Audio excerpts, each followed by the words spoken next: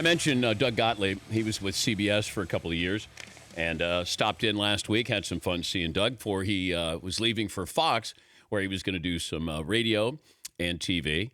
And I said to Seton, we should probably put together a promo for Doug Gottlieb leaving CBS and joining the Fox Sports Radio lineup, the most powerful lineup in all of sports radio. And this is for Doug Gottlieb.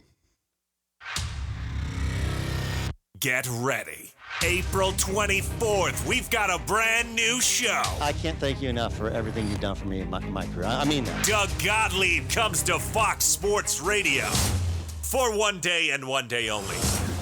April 25th, Oklahoma State. Here comes Doug Gottlieb. First of all, it's one of the top 6 jobs in college basketball. Yeah. Second of all, and this is the most important, it's home.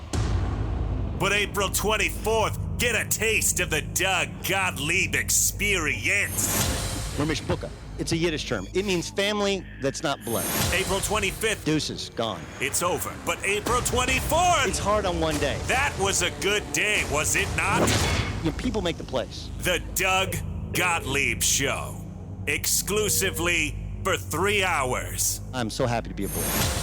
And then never again. The fact is, he has tinkered with jobs and then changed his mind the last time. That's why he is where he is. This is Fox Sports Radio, the one-day home of Doug Gottlieb.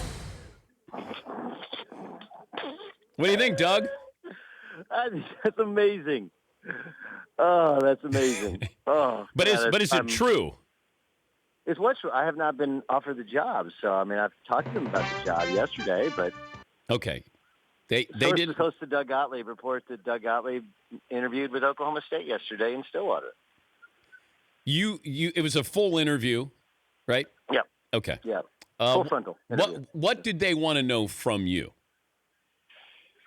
I think they want to know outside of the person, and I would say the personality and the salesman that I am. You know how and why I wanted to, and how I could lead the basketball program. If offered, will you accept? Well, it's not that easy. I mean, there's some other issues there. I mean, you have to have there's budgeting, not just for me, but in order to hire somebody who hasn't been a head coach before, you got to put together a staff that fills in the holes of the things you don't know. But if everything was right, yeah, man, there are 2 places down on earth that I feel at home. I feel like I can be me. And one is Orange County, Blackie's Beach, Newport Beach, with Fox Sports, and the other is Stillwater, Oklahoma. And I know that might be weird to people, but it gets inside your blood. And when you get back there, you realize how much kinder people can be, how much more invested they are in the school and in you as a person. It's really amazing. Like, look, I was a good player. I could really pass the basketball. I could really lead. But I wasn't the greatest player to ever play at Oklahoma State. I don't put myself anywhere near that pantheon. But the way in which people greet me, talk about me, talk to me, it's awesome. And you have to remember that it wasn't just Brad Underwood who's left. KD left Oklahoma City. Okay, those same fans feel scorned that people are saying there's something wrong with the place that you call home. I want to run back to that place, even if I have to leave Southern California to do it, because that's my home and because I want to be on that sideline leading that basketball program back to glory. So it's either joining Cowherd or the Cowboys. I like it. If you put it that way. But look, you pointed out, like, all honesty, Clay Travis to you, to Cowherd to me. That's death row. And that's the best national radio lineup that's ever been put together. It's really, really amazing stuff. And, I mean, that's how amazing the Oklahoma State job is to me, that I legitimately believe that's a game changer in terms of national sports radio. You and Colin have been crushing both each other and national radio for years, and to bookend it with me and Clay is awesome. All right, let's get to last night's games. Okay. What was the big takeaway from last night? Well, it feels like there was a separation there between Kansas and not just in Purdue, but I mean, Kansas looked the part of a potential national champion. Yep. Gonzaga's got a chance to play for a national championship. I mean, boy, the bracket opened wide open, and they didn't look great. They just kind of. I think the big takeaway though is end of game situation disasters. Yes. And how what are you doing for 7 or 8 months that you don't have a better plan? Arizona has to win that game, Dan. They're the better team. They have an 8-point lead.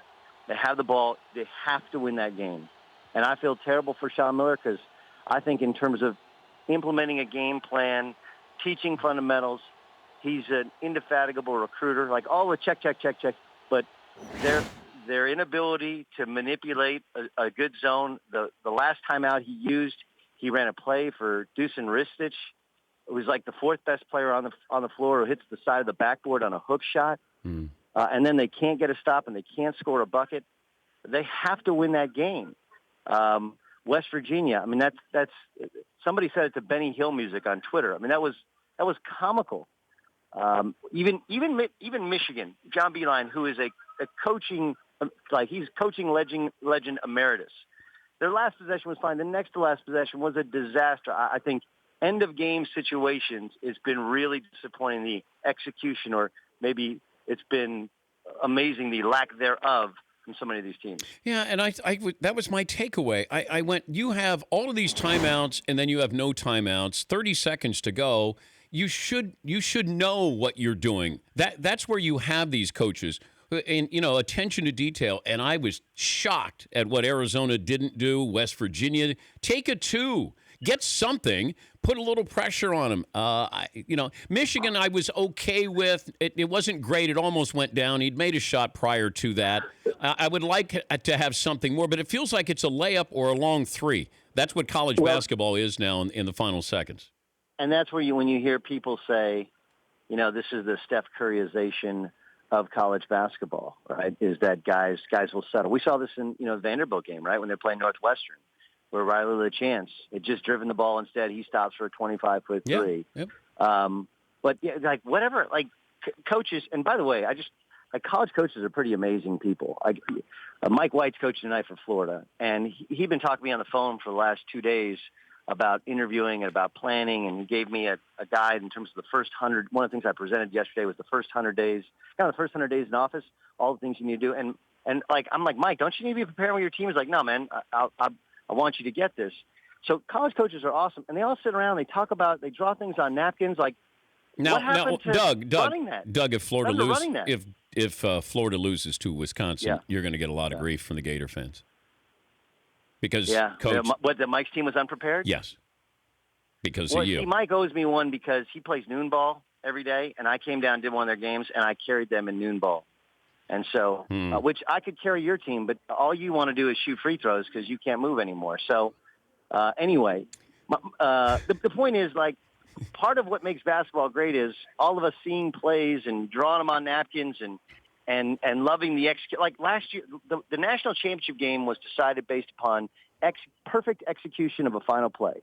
If you go back and watch Villanova, Dan, they ran that play about 9 times in the regular season. And what Jay Wright would do is he'd call timeout at the end of the first half just so he could set up his last second play so that they had repetitions, in-game repetitions. And then in the biggest moment of the season, they actually ran in the Big East tournament and got screwed up.